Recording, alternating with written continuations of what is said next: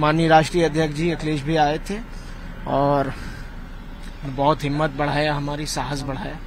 अब्बास भैया नहीं थे, मेरी माता जी नहीं है, मैं अकेला था, दोनों बाबा, परिवार पूरा एक साथ है, लेकिन माता जी की कमी और भाई की कमी कहीं ना कहीं थी।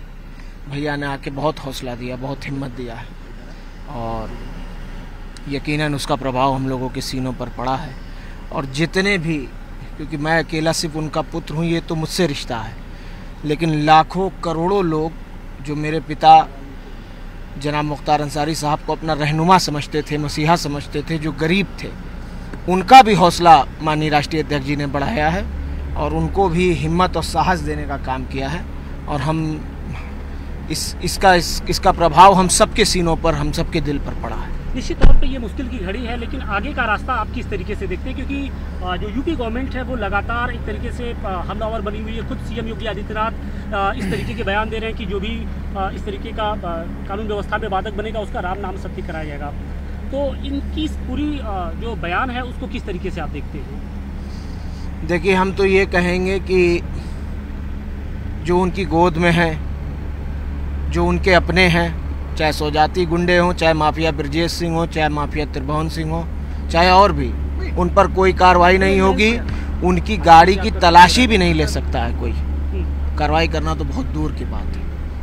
इसलिए ये बिल्कुल खोखली बात है और एक तरह से टारगेट करके, चाहे इंसान कुछ किया हो या ना किया हो, उसको टारगेट करके और उसको नुकसान पहुंचाना, उसको तकलीफ पहुंचाना, ये आज की राजनीति बन गई है, जो कि बहुत घातक और खतरनाक है।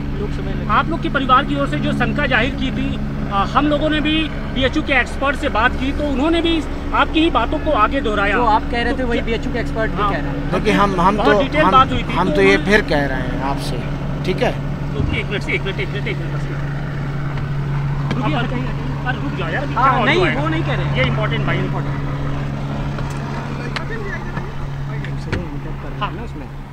जी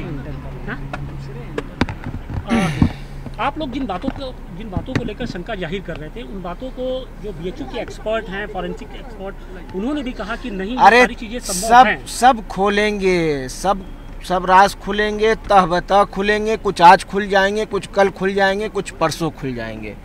और अफजाल बाबा ने कहा भी है ना कि जो पॉइजन से किसी की अगर मौत हुई हो, 5 साल, 10 साल, 20 साल बाद भी उनका डीएनए और सब कुछ बता देगा कि क्या हकीकत थी।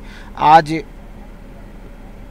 लोग छुप लें पर्दे के पीछे, लेकिन कानूनी रास्ते से हम लोग अपनी लड़ाई लड़ेंगे।